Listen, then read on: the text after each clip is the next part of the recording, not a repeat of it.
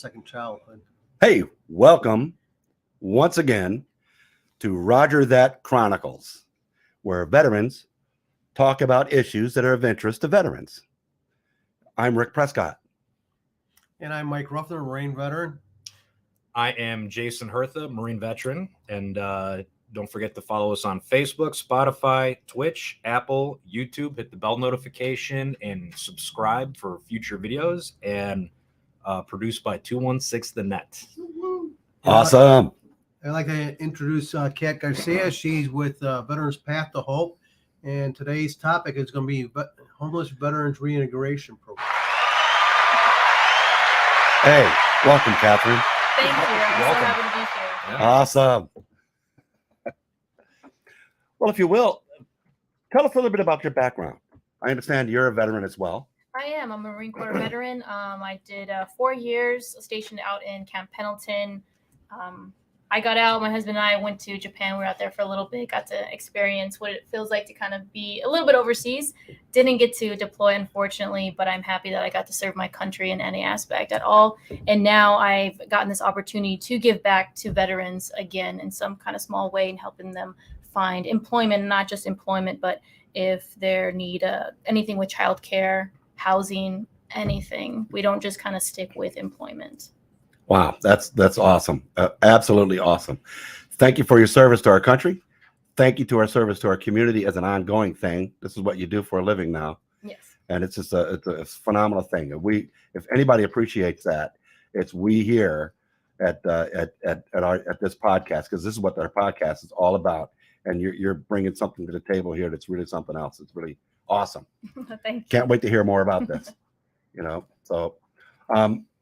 So we heard a little bit about you. What's the name of your organization? It's we're called Veterans Path to Hope. We're out in Crystal Lake, but we're out. Our office is in Crystal Lake, but we serve the Chicago area, Rockford, McHenry area as well. So we're kind of scattered all over the place. So it's kind of a regional.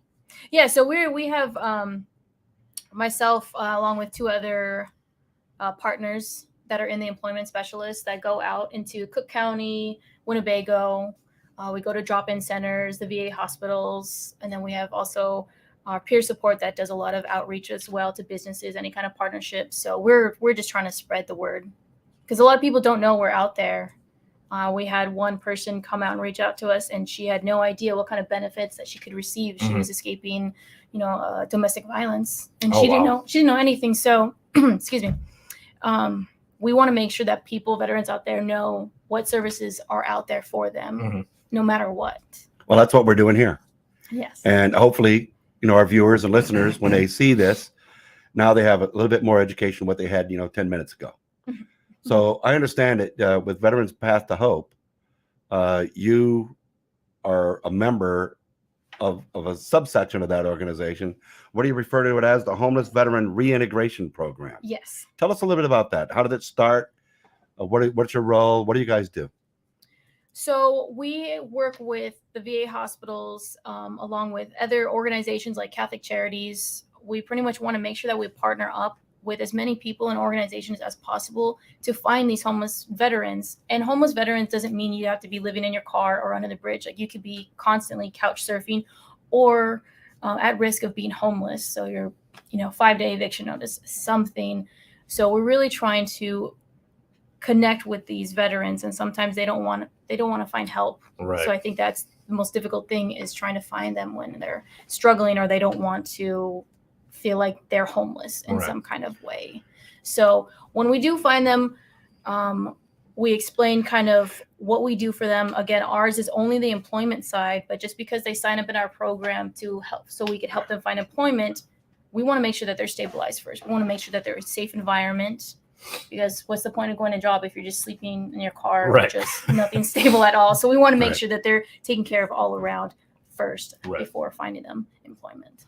Yeah, I know one of the issues too, when going to one of these types of organizations where you get the veteran where they're so programmed to, I got to fix it all on my own, and if I don't, then I'm a worthless pile of garbage, all that stuff. But if you're trying to fix your issue with that same level of thinking, you're going to be getting nowhere, because it's going to create insanity and stuff. So trying to connect with that veteran on it's okay to get help from, an organization. But not only that, but you're speaking to another veteran. So I think that's where you have, a little bit of a better pull or hook on getting, people that are homeless or potentially going homeless. Like, hey, I don't necessarily know what it's like, but I know it's like being in the military and all that stuff. And that mindset to a certain point of doing everything on your own is fine and dandy, but it'll only get you so far with certain things. So that's where, like, you got to get the pride out of the way a little bit.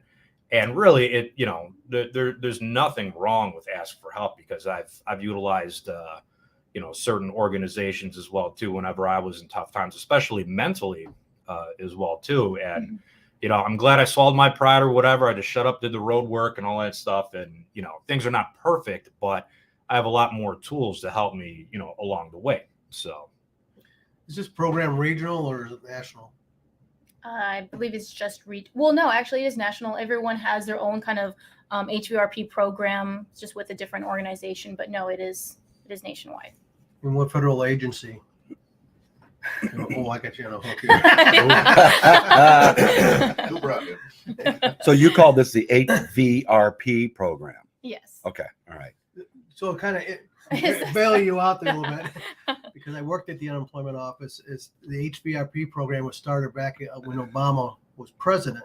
So it's a federal program, and the VA and the Department of Labor are supposed to partner with their resources to help the homeless veterans. One, identify them, get them case management, get them into housing, and then get them reemployed. Is basically. Yes. So it's a federal law that it's a national program. But tell us about your competition, because I think there's like 4 or 5 other organizations that you kind of compete with in our part of the. I mean, wouldn't like to say we compete. I like to say that we work amongst each other and kind of help referral, because there's some organizations that can take veterans that we can't work with necessarily. So again, if they have people, or if we have someone that we can't work with, we want to make sure that they get help. So we're going to refer them out to someone else. So again, I don't think we like to necessarily think like that as competing, because as long as these veterans are getting help somewhere, like, we're happy about that. I know there's 2 organizations out in the Chicago area, but I mean, there's plenty of people out there that need help. So I don't think there's really any competition. I mean, and we're the best. So. Of course. Yes. So what does the government say? How many estimated homeless veterans are there? Oh man, too many. 37,000. 37,000 37,000 estimated homeless veterans nationwide. Nationwide at any given time. wow. That's hard. That's huge. That's a lot. Well, the biggest problem that Kat and her organization will come across, and the same thing with the VA, is some of these veterans want to be homeless. They want to be off the grid. Yes. We got people that down in Crystal Lake, there's like 2 or 3 sites there that they don't care about any of the resources. They're just happy to be on their own without anyone bothering them. No, I completely agree. And as well as they'll sometimes reach out and kind of pretend that they're trying to seek help and better themselves. Right. But then they completely blow you off. And that does happen a lot. But again, we just try to be consistent with them to let them know, like, when you're ready, we're here. Right. So I'm a homeless veteran. You are? No. According to Laura. I am soon to be a homeless veteran. Rick, Because my wife's going to throw me out. I know she is. So let's say that I'm a homeless veteran. I'm in Waukegan, on the streets there. How do I stumble across you guys? How do you find this individual? How do you dig them out of the ditch? So we do have some, I do have some teammates that will go out into certain areas where we know people, like Tent City behind Jewel Osco and Woodstock. Really? Yes. Wow. I didn't know that either. I didn't know that. I didn't know that. Walmart and the other side of the tracks on McConnell Road. Wow. So there are tent cities out here in the rural area. Yes. Wow. Wow. Yeah, I think I did hear something about Woodstock behind the Jewel. behind the Jewel. Mhm. Okay. Okay. Wow. So you have people that go out and reach out. Yeah, I do have some teammates that will go out to those specific areas, or again, we do get leads from other people from other organizations saying like, hey, this person came into our organization, we can't help them, or we are helping them, but we can team up. Mhm. So sometimes we can find them by just talking to them randomly, Right. but other than that, we meet with them. They'll go into a lot of walk-in centers in the Rockford area or in Chicago at the VA hospital. So somebody in a walk-in center, next thing you know, you've got a situation where they'll call you on the phone or whatever and let you know, hey, here's a dude. This is how you can contact them. Yes. So you get that too. So you get some referrals from time to time. Oh yes, we work a lot with referrals. So one of the questions is, what about addresses? What do they do about that? So that's the first thing. So we don't worry about employment right away at all. Again, we want to make sure they're in a safe environment, Right. that they're being taken care of. And that's, again, we work along with SSVF. So they're going to take care of the housing portion. So if we need to hurry up and get them into a hotel where they're safe, and then we work along getting something a little bit more stabilized. SFVF. Yes, supportive service. I can't help you out Yeah. I always forget. It's been a while for that one. Well, and there's another program too, is HUD and the VA partnered with about 10 years ago called HUD VASH vouchers. And basically, if Oh, right. you Yeah. turn around, get a veteran into the VA system, and then they go to their homeless shelter and get started most of the time. And from there, they'll transition them into an apartment in which it's like Section 8, but it's for vets. Right. Right. Okay. So veteran gets, you touch base. All right. You reached out and touched someone. Yes. You grab them up by the collar, drag them in, say, hey, sit down, let's talk. Mhm. Tell us about that. So again, every situation is completely different. We want to make sure that they're safe, a little bit about their background, their situation. If we need to find housing right away, we find housing. If they're somewhat stable or about to be evicted, again, we're going to partner up with SSVF to make sure that that doesn't happen. Excuse me. Then we require, documentations, get them signed into our program, make sure that they are a veteran. So we just require DD-214, resume. But the resume is the biggest thing. Some people, a lot of them haven't worked in maybe 5+ years, sometimes 10. We've had someone not had a job in 20 years. So again, getting them Wow. employment is extremely difficult because, again, they have to relearn everything. Right. So again, it's a long process. We don't just sit down there. We meet with them a few times Mhm. before anything really happens. Imagine not having a job or anything, living in a tent or a box or something like that for like 5 years. Imagine the cultural change that you just underwent. You can't relate to anybody that goes into McDonald's and just buys a hamburger. You can't relate to that. That's a completely different upside down world. And you guys are managing that. We had somebody next to the Marine Reserve Center in the city, Vietnam vet, Army, 30 years living underneath a bridge. That's incredible. Him and his dog, he was just happy. And there's at least 37,000 of these ongoing. Mhm. Wow. So you guys are rescuing them. How are you getting? Are you getting them into homes? How does that happen? So it depends. We can usually get them, at least if necessary, an emergency in a hotel until we're able to get them into some kind of program. So we have New Horizons out in Hebron. All right. Yeah, I heard of them. So again, if New Horizons. there's an interview process with that, again, they have to be working. They have to meet with their case manager along with myself or one of my fellow employees. But yeah, they're allowed to stay there for 2 years. It's kind of just helps them, again, reintegrate back into society, Right. stable, again, because coming from, say, they were living in their car for 2 years, again, we don't want to drastically change their whole environment and their whole lifestyle, because, again, they could pull back and not want to do it. Yeah, it And could be, go back it to could be a something huge culture familiar. shock Yes. and all that stuff. So. And that's actually how Veterans Path to Hope used to be known as Transitional Living Services. It started at Hebron with a shelter. And most of the people that are homeless, they don't have a vehicle, they don't have a license, they don't have any IDs, and they provided transportation to and from part-time jobs to kind of work them back into the environment.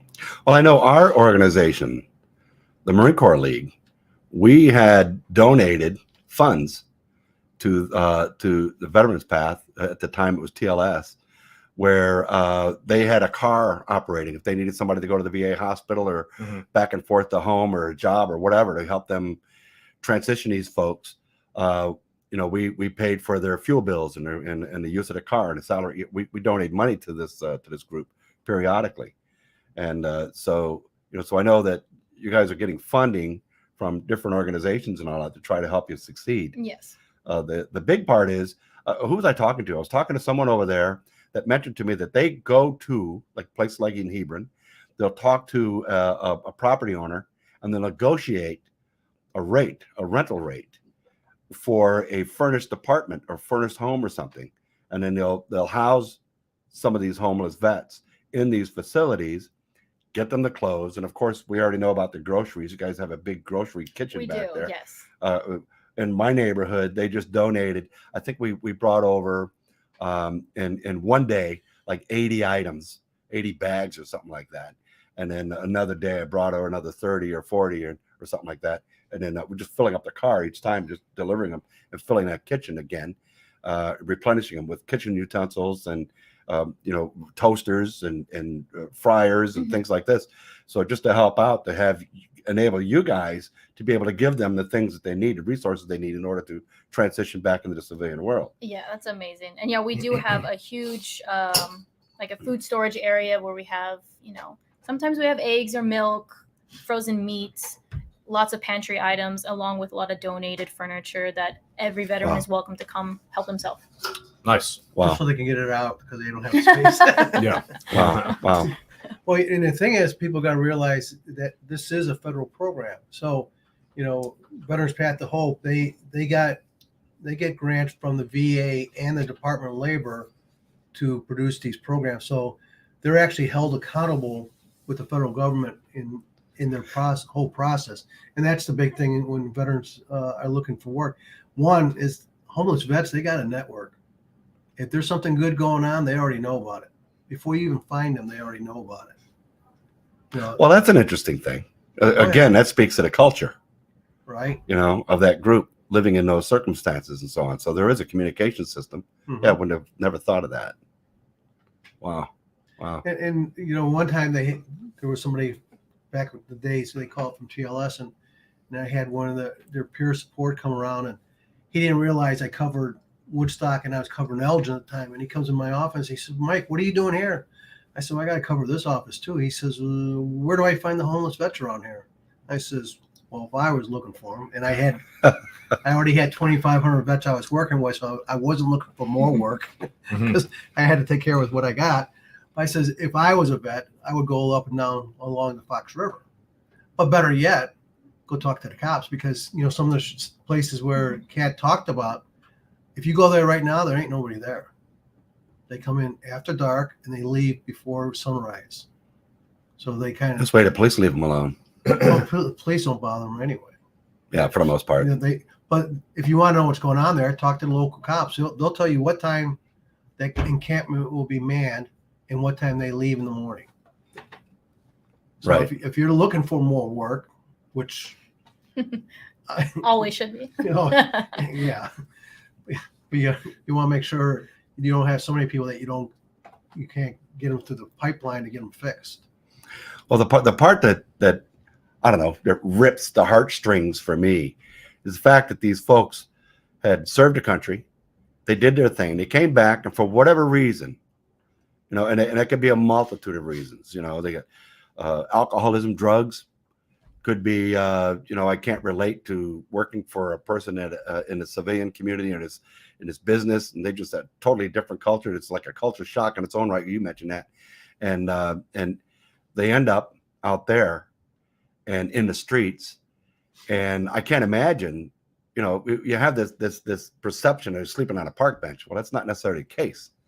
They're sleeping in crates, or they'll find whatever means they can and build a little hooch. It's not much better than any kind of a tent that we might have slept in out in the field. Actually, they're using those too. Some of the non-for-profits, they'll go out there and hand those, sleeping bags and dome tents for them so they can get out of the wind at night. And you mentioned, Mike, that some of these folks want to live in that way. I think you mentioned it, Catherine. Some of these They guys do. want to live in that kind of a situation. They don't want, this is their comfort zone. It's not just that, not just the comfort zone, but I think it has a lot to do with either substance abuse or mental, struggles where they just can't see themselves bettering themselves at all. So that's all they know, and they don't want to move forward. And I think that's the hardest part, is when they do and you see them progress a little bit, but then they go and relapse. Well, and the thing too is that Wow. you got to look at it is when they get out of the military, no matter what branch they're in, there was a certain amount of structure that they had when they left there. Right. Well, you don't know how their family life before they got in there. Some of them went in the military because it was better than being home with the family. I won't deny that with my household. But when they get discharged, all of a sudden they don't have their military family anymore. And when that happens, it kind of throws things out of sync because they don't have somebody telling them, "Hey, get your ass in gear." There's nobody to talk through some of these things that you would if you're in the squad bay or barracks or You got an NCO taking care of them. Well, they also got their peers. The other PFCs and lance corporals and airmen. They all they have somebody they can kind of chat and kind of bounce things off. The military, there's still and I'm hoping to push the button when I get out to Quantico next month, is that yes, they put them through transition courses, how to acclimate themselves to get out. But the thing is, Navy and the Marine Corps, it's almost all East Coast, West Coast, and then the Army and Air Force is sprinkled all over the country. But it's basically, you take those guys in the Naval Service, they come back to the Midwest. There is no military, Marine or Navy facility except for Great Lakes. So there's nothing for a point of reference. And so that transition has not really been completed, and there's not a handoff. And part of it's because of Privacy Act. When they get discharged, there's a little thing on the lower part of their DD-214. It says, yes, I want to have a copy of my record sent to my state Veterans Affairs office. But it goes in a repository and it sits there and nobody uses it. Nobody touches it. They just goes there. So there's no handoff to any organization, whether they're state or federal government or even Veterans Path to Hope. We have no clue where they're at until they fall into the office almost, or they get picked up off the street. Well, one service that I could think of that's kind of fell short, at least it seems to me. Maybe I'm ignorant about it, but the medical side of it. As you know, I was in law enforcement, and I remember pulling guys and gals, men and women, and children for that matter, out of a ditch. And when you handle them, you end up getting scabies because they're, seriously, because they're living literally outdoors where dogs get the mange and things like this. Well, humans get the mange too. So, and they're living in this squalor pit, filthy, stink. And the gentlemen, they're living in hell. I mean, how else can you describe it?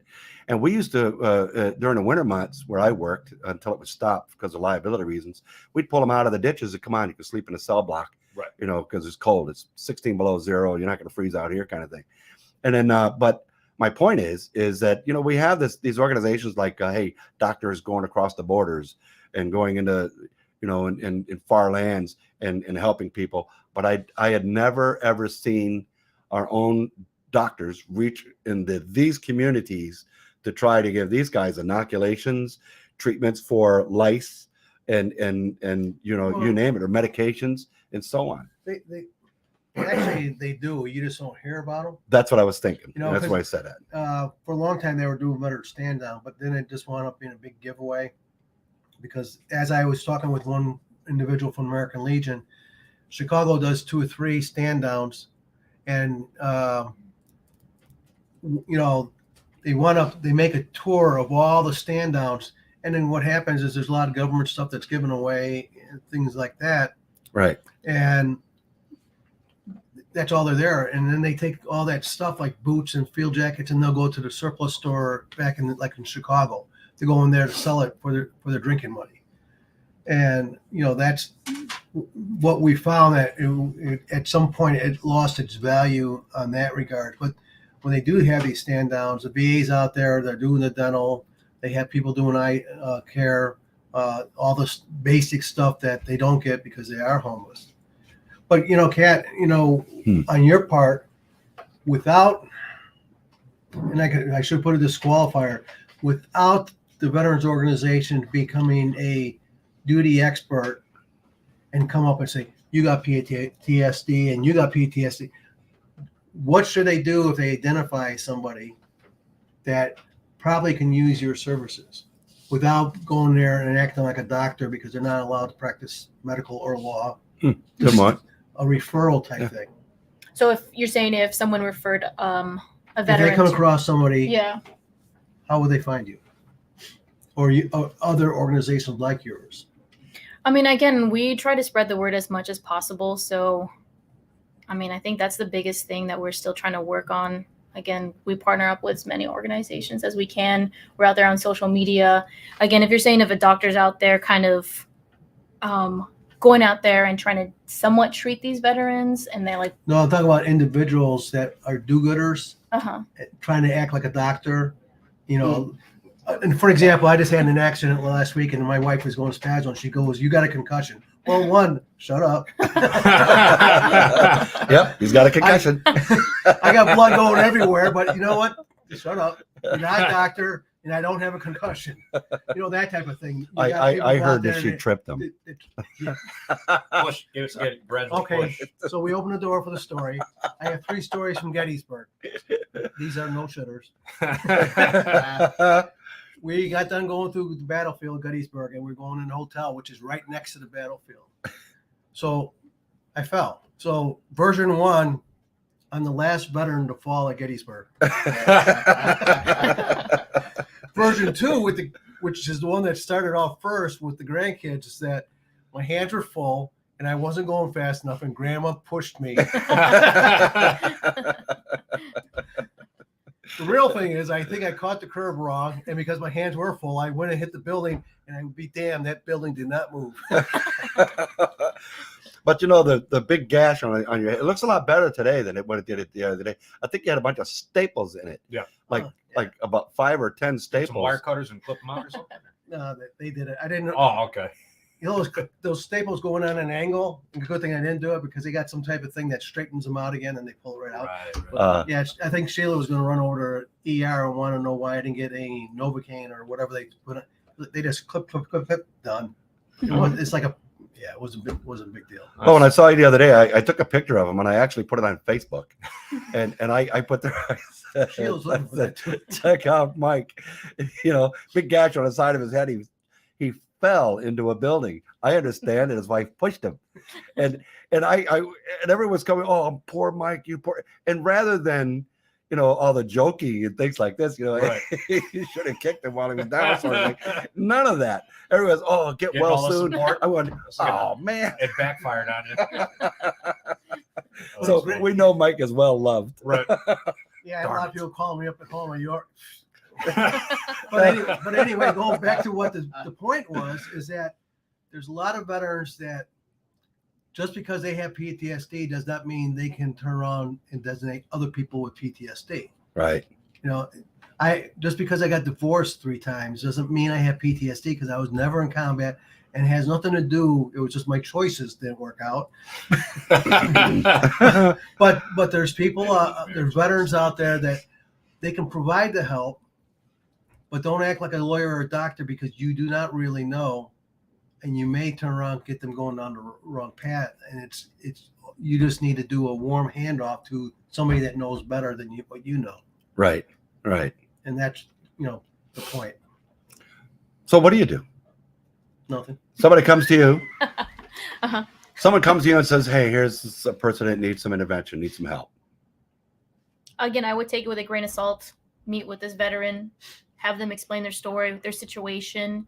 Again, let them know that, again, my only field is employment, but that doesn't mean I'm not going to help you out at all. So again, just because someone says, oh, this person is really fucked up, crazy, or just anything, again, I'm But not your particular field is employment. That's it. But So you help out with resumes, yes. so you can explain or express those transferable skills that they once had, and interpret that into a civilian type of job, Yes. and help them. Do you go to the unemployment systems or job, or I don't know, employers that are seeking employees? Do you go to them and actually help them to get that, or you just leave that up to them? No. So again, we do reach out to some businesses that, if they do want to hire veterans. But again, not all our veterans are able to handle even a week's worth of work. Sometimes, again, it needs to be part-time. Again, slowly reintegrate them back into society, back into employment, back into that kind of steady schedule. But again, we take everyone slowly. Mm-hmm. So again, we want to make sure that they're stable in any capacity. If they need to seek counseling, or again, we will refer them to someone that does, and is licensed to do that. But but once they're stabilized, again, we work on their resume, interviewing skills. We work with IDES. Again, they have their own veteran department as well, where they work with the veteran on additional skills that they may need. And then they also have someone that goes and speaks to other businesses on behalf of this veteran. So again, they're getting help from every angle. Wow. So we have a process. Yes. It's a long process sometimes. Yeah, it is. That's awesome.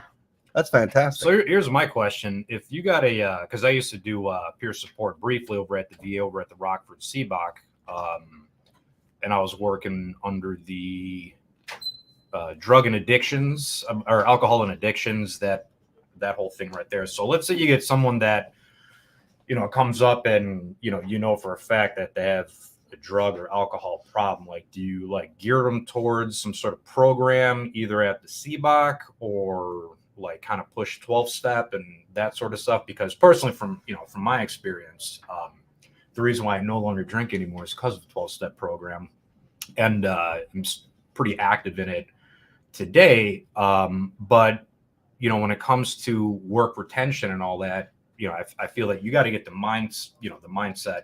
Yes. I'm not going to say corrected, because 12-step or A is not going to correct the mindset. It's a program of progress. Mm-hmm. But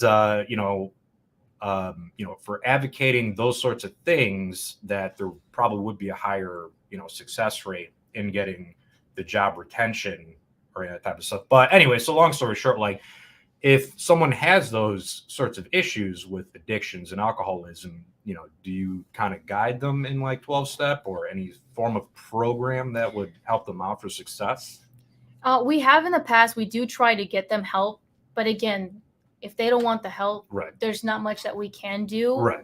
We can do the best we can, just kind of talking about it little by little, or just Right. bringing up how you doing, what's going on, you need something, anything like that. Again, we have a few people that aren't ready to seek help, but they want to better themselves, and that's the first step. We're just happy about that they want to move forward, they want to progress, and just be there for them, Right. even if they relapse or just something. Right. Yeah, absolutely. And like Mike was saying, when we get out, I only remember doing a 2-week courses when it came to TAPS and all that stuff, and my mind was not thinking about getting a job. My stuff was actually, when's the next party I can go to and get all ripped up and drinking and all that stuff. Yeah. And it was crazy, because I had a good buddy of mine. I'm going to drop his name, Calvin Hill, 3rd Battalion, 3rd Marines, Lima Company. One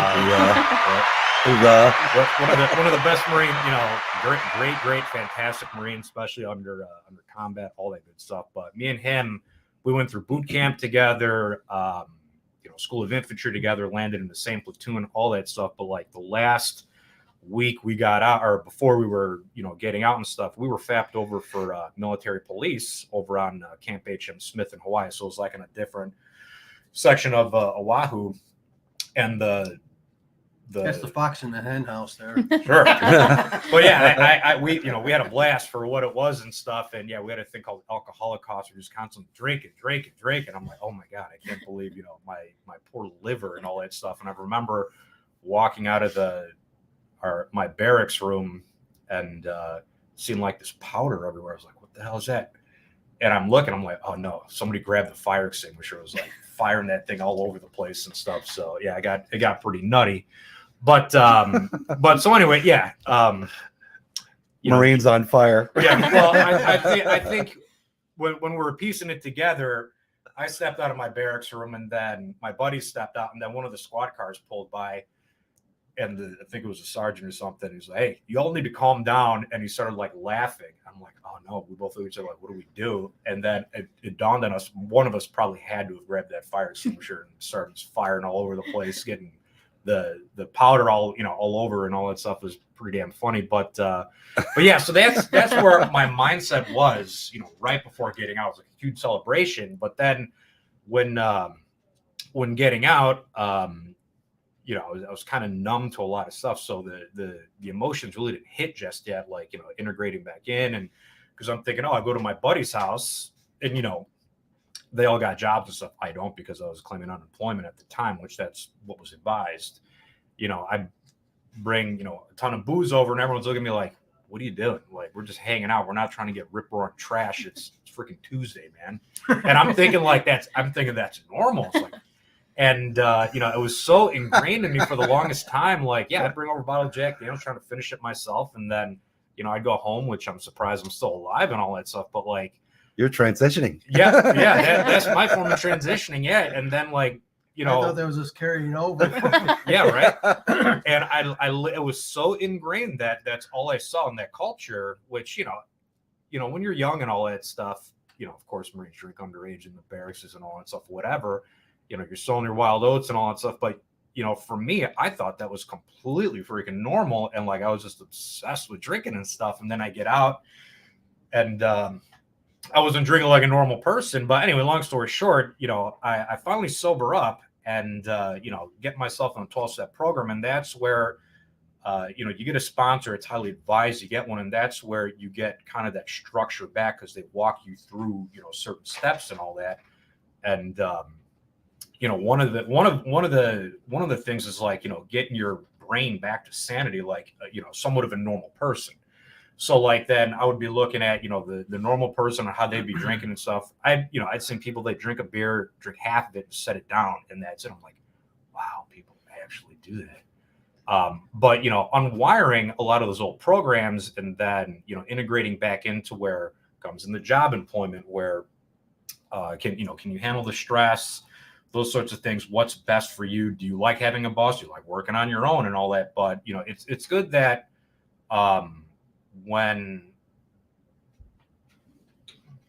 so it's good when you get some form of structure and at least plant the seed when it comes to job employment, because then they may get into such emotional turmoil or dire straits or whatever, and they may be homeless or not, but like, hey, maybe I need to check this out. And there's surprisingly a lot of veterans in those programs as well too. Every single one of us have every veteran has their story regarding transitioning. Mm-hmm. From the military back into the civilian world, or reality, if you want to call it, because our culture was completely different. And it wasn't the party culture necessarily that you described, like it was a norm, right? Because really it wasn't. It was just, that was a segment of it. Right. So and we sold our oats. Right. And the party thing too, it wasn't necessarily for partying and stuff. It was a form of escape, because, right, I was exactly. we were infantry. So it's like, yeah, on the outside, it looks all fine and dandy, but you're trying to like, drown out the stress and all that stuff. And you should have been in Motor T, because, the first word in infantry is infant. Okay. Oh, you see that? You see that response? Don't even go there, buddy. Don't even go there. Oh, that plane just crashed. We'll just have to shoot out your tires. Back up. I'm going to kick. This is where I usually get kicked in the ankle. So, I was a Humvee driver, for your information. So, Kat, Veterans Path to Hope, you consider that a one-stop shop, or are you working with a lot of different organizations to bring that veteran to success? We work with a lot of organizations. Again, some just need us, but again, we make sure that they know that there are other resources out there. And again, just because we send them into our program and we find them employment, that doesn't mean we're going to stop keeping track of them. I mean, we keep track of them for the next year or so. And again, the most important part is just being consistent with them. But again, it does get hard, because we do have to find at least, 33 homeless veterans each quarter. So, I mean, it seems like a small number, but it gets a little It's a little hard after that's a while. every 3 months. You mean? Yes. Yeah, that I could see that being a challenge. So So who are some of the other organizations that you partner with to make this all work? Our biggest one is Catholic Charities. I think that's our biggest partner right now, with Mitch Siegel, amazing person. IDES, but again, we're meant to partner up with Right. them. Mitch Siegel. I have stories.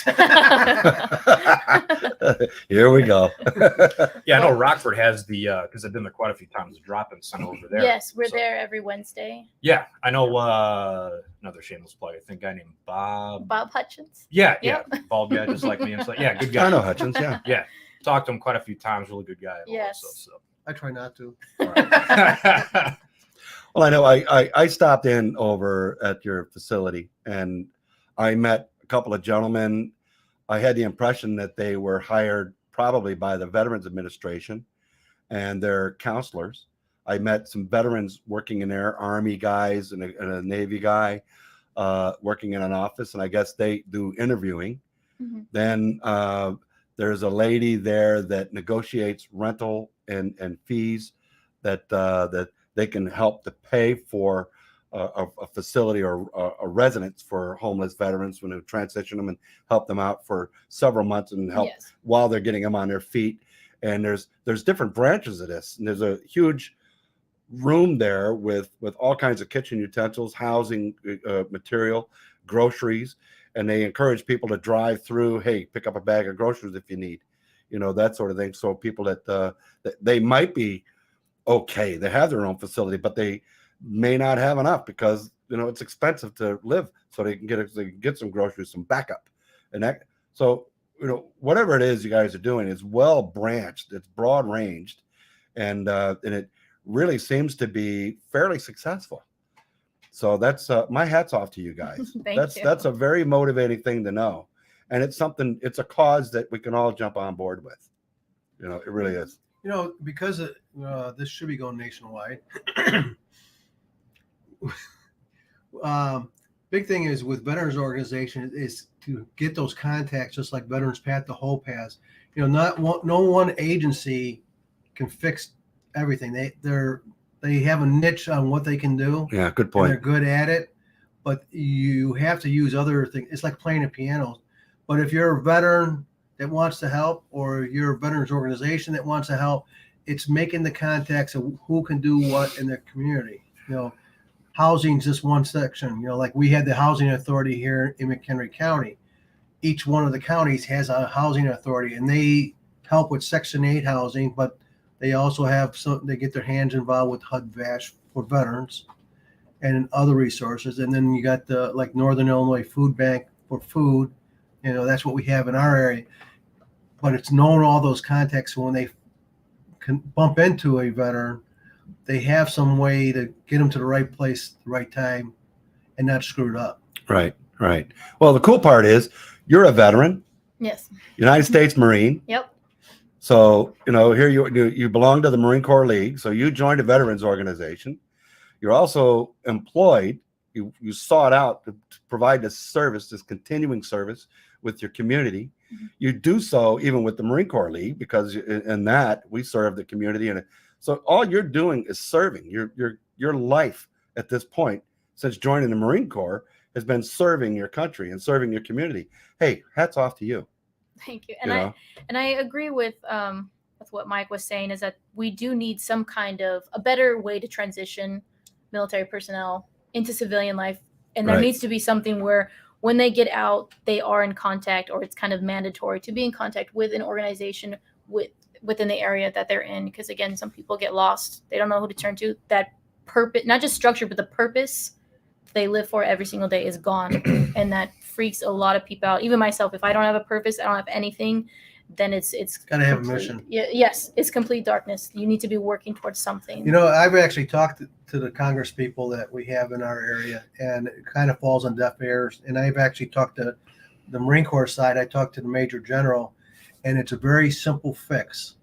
The DD 214, that first page where you turn around, put your initials for your VA, all they have to put a little statement in is that a copy of your record will go to your state veterans service organization. that will give the American Legion, the Marine Corps League, the VFW, if they had that information and Cat got out last week and we get this paper, I can go to what address is listed for Cat and say, hey, Double Dog, how you doing? You know, here we are. If anything comes up, you know where to find us. But that, you know, right now it's not that way. And I don't think that's a priority on their part. And, you know, the reason they don't give the information out goes back to the, 1974 Privacy Act that they had. Right. And it's a lot of the information on those DD-214s is personal identifiable information. You got your name, rank, and your Right. serial number, which happens in these days to be your social security number. So But that's where that little part, you put an initial that, yes, you want your copy of your DD-214, and they can redact the part that they give to them, right. but it's sent into the Veteran Service Organization. Where I work for the unemployment office, and I'm a state agency paid by the Department of Labor, and I can't get access to it. Right. You know, so yeah, something's wrong with that. I find them when they run out of unemployment after 6 months. When they run out of money, then they show up your door. And of course, now they're in really deep crap because now they have no income. If they would have seen me at the front end, they would have had some play money until they got employed. Mm. And, and that's one of the problems that when the war first started, all the National Guard people went up to McCoy and the Army Reserves. They went up there for training. And basically, the people that were giving classes weren't for crap. They were basically saying, hey, you're qualified for unemployment. Go home and party. And when it runs out, get a job. Wrong answer. You get home, use that money to pay for your bills, but look for a job then. Don't wait till you have no money. I suppose it's human nature. I mean, I was talking to my daughter the other day, and she's in college right now, and I'm saying, well, what are you planning on? What's your job? What are you thinking? I don't know. And here you are. Yeah, exactly. And that ain't gonna happen. But even when you're in the military and you're about to transition out, most of us get out with no plan. And like you got out, you partied, and I got out. The only plan I had was to go to college. No college set up already. Didn't even set up the VA benefits. None of that. So really, no plan. And when all of those resources are available to you to help you transition, and you got your ducks in a row, and we do this. It's just part of our nature, not to know what we want to do in the future and what we want to do as a career and that kind of thing. Most of us stumble on jobs and things like that. So I don't know.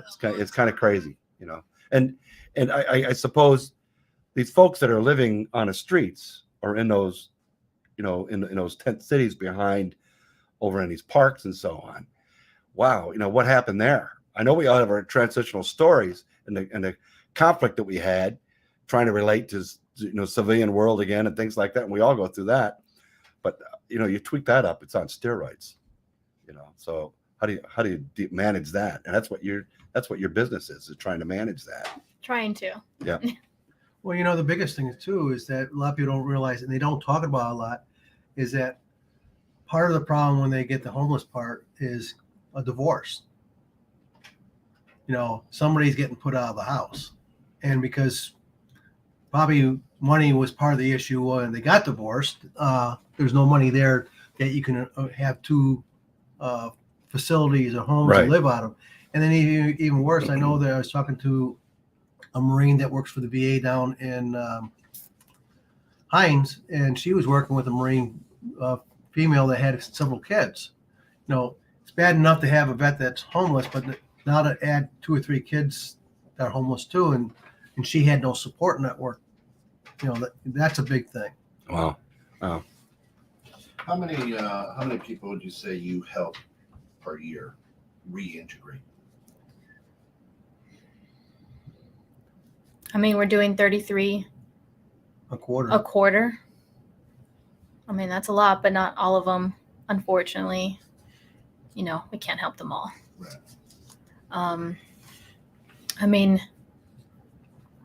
it's a lot, but again, the biggest thing with that is, as much as we want to help them, the biggest struggle is that they don't want the help, or halfway they kind of fall out. But I mean, we do have some amazing people that, despite all the struggles that they've gone through, like, I think it was a few months ago, or maybe about half a year actually. This gentleman, this veteran, was living in his car for a very long time, had his dog with him. Again, just living in his car in a friend's parking like lot. That's it.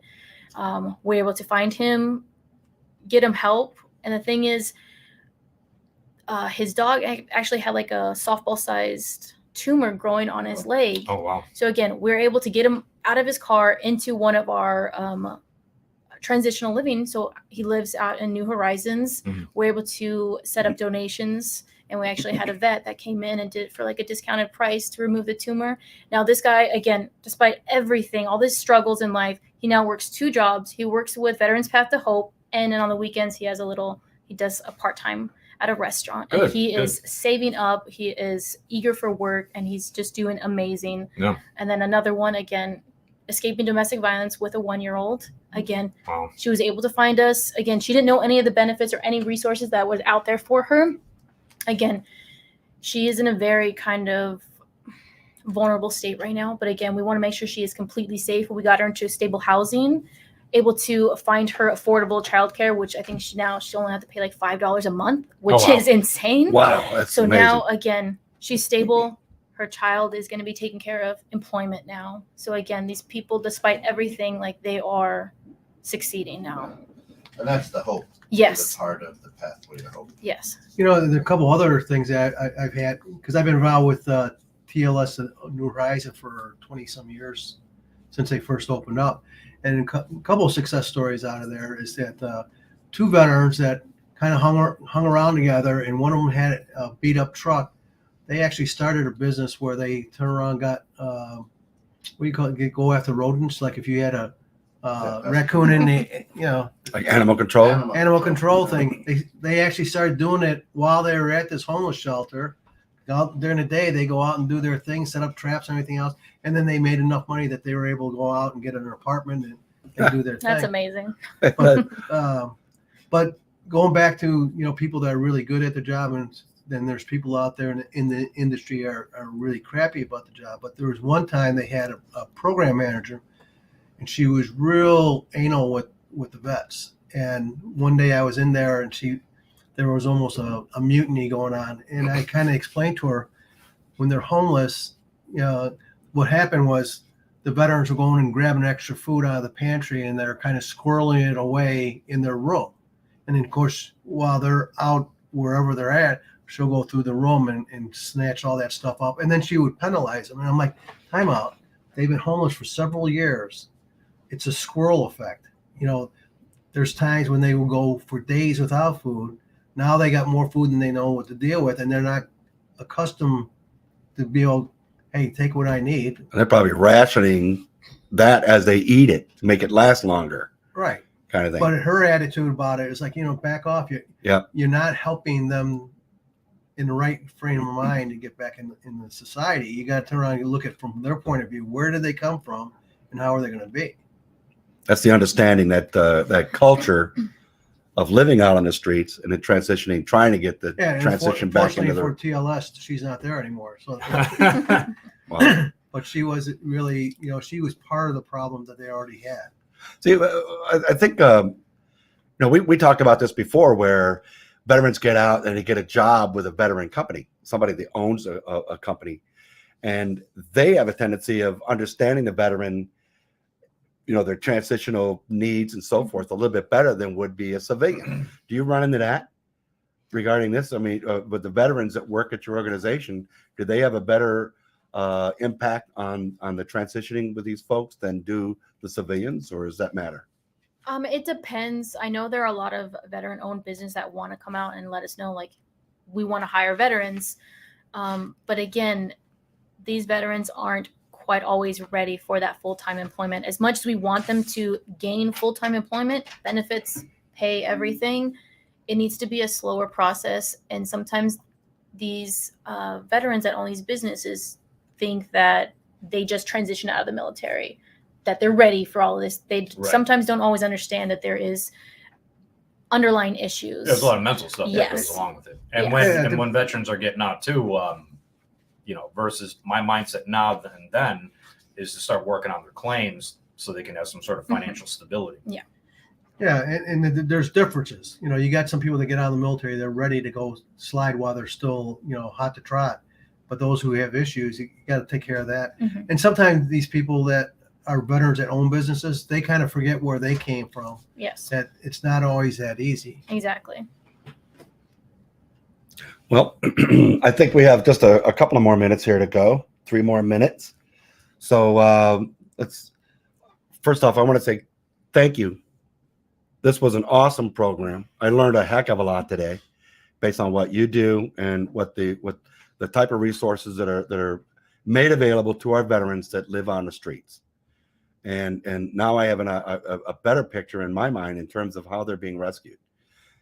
Great stories, those examples you just provided. You know, the lady that's having difficulty in a homeless situation as a result of home violence and that sort of thing, and how you guys go about that. Those are really commendable things. Something that we can all jump on board with as support. And you know, the big thing is a takeaway for anybody that's, whether they're a veteran or not, is not to solve their problem, but to turn around and get them to the people that can actually fix the problem. And I think the message to the veterans that are out there, all veterans for that matter, is if you run into a situation, there are resources in your community. Dig out those resources, find out who they are, and at least go to those resources to let them know and report what you know. Sort of gives them an opportunity so they can focus and provide the assistance that they do. They're the experts. You know, One of the things too is they have a thing. All they had to do is Google's National Resource Directory, and it has all the different resources that are available nationwide by state. So how do you go about that? Just Google National Resource Directory. That's it. National Resource Directory. Yeah. That's awesome. That's awesome. You know, so once again, I want to thank Catherine Garcia, our special guest today from Homeless Veteran Reintegration Program. I told you I'd goof it up. He's from Kenosha, you know. Well, and if I was sitting there, I'd get the ankle kick. Too many cheese curds. Thank you for having me. Oh, it's awesome. And it's a wonderful program. Our next podcast will involve a local real estate agent. Her name is Barbara Bloomfield. And what her primary mission is in life is to provide active duty as well as veterans in purchasing homes, how to go about it. And so she's the expert in that particular area with her particular real estate company. And we look forward to talking to Barbara at that time. So we want to thank everyone for joining us on Roger That Chronicles. And we want to also thank our sponsors, 216 The Net, for putting us up here. And if you want to find us, You can check us out on Facebook, Spotify, Twitch, Apple, and YouTube. And if you're going to look us up on YouTube, don't forget to hit the subscribe button, like, share, and hit the bell notification for future videos. and if you want to email us with any questions, Mike, McHenry County MCL@gmail.com. and we look forward to your comments. We look forward to your inquiries. And we also look forward to your participation. Don't forget to subscribe, click like, and join us. Get to be part of the conversation. Thank you.